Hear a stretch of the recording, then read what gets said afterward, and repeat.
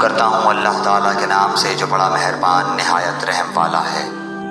اسماعیل بن ابراہیم یعنی ابن قلیہ نے ابو حیان سے، انہوں نے ابو زرعہ بن عمر بن جریر سے، اور انہوں نے حضرت ابو ہریرہ رضی اللہ عنہ سے روایت کی، کہا رسول اللہ صلی اللہ علیہ وسلم ایک دن لوگوں کے سامنے تشریف فرما تھے۔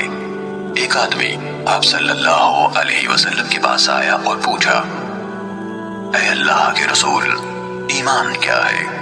آپ نے فرمایا، تم اللہ تعالیٰ، اس کے فرشتوں، اس کی کتاب، قیامت کے روز اس سے ملاقات، اس کے سامنے حاضری اور اس کے رسولوں پر ایمان لاؤ، اور آخری بار زندہ ہو کر اٹھنے پر بھی ایمان لے آؤ۔ اس نے کہا، اے اللہ کے رسول، اسلام کیا ہے؟ آپ نے فرمایا، اسلام یہ ہے کہ اللہ تعالیٰ کی عبادت کرو، اس کے ساتھ کسی چیز کو شریک نہ ٹھہراؤ، لکھی یعنی فرض کی گئی نمازوں کی پابندی کرو، فرض کی گئی زکوٰۃ ادا کرو، اور رمضان کے روزے رکھو۔ اس نے کہا، اے اللہ کے رسول، احسان کیا ہے؟ آپ صلی اللہ علیہ وسلم نے فرمایا، اللہ تعالیٰ کی عبادت اس طرح کرو گویا تم اسے دیکھ رہے ہو، اور اگر تم اسے نہیں دیکھ رہے ہو تو وہ یقیناً تمہیں دیکھ رہا ہے۔ اس نے کہا، اے اللہ کے رسول، قیامت کب قائم ہوگی؟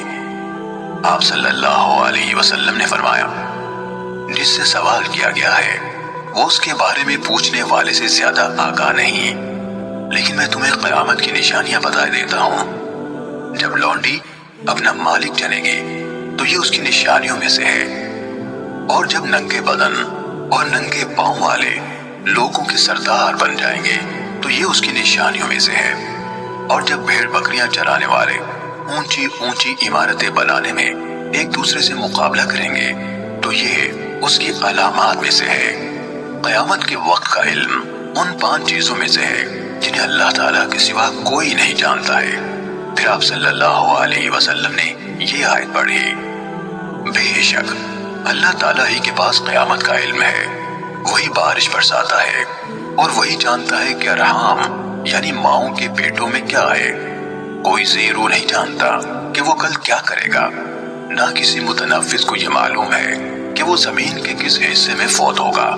بلا شبہ اللہ تعالیٰ علم والا خبردار ہے۔ حضرت ابو ہریرہ رضی اللہ عنہ نے کہا، پھر وہ آدمی واپس چلا گیا تو رسول اللہ صلی اللہ علیہ وسلم نے فرمایا، اس آدمی کو میرے پاس واپس لاؤ۔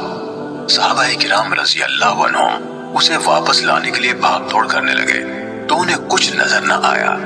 رسول اللہ صلی اللہ علیہ وسلم نے فرمایا، یہی جبرائیل علیہ السلام تھے جو لوگوں کو ان کا دین سکھانے آئے تھے۔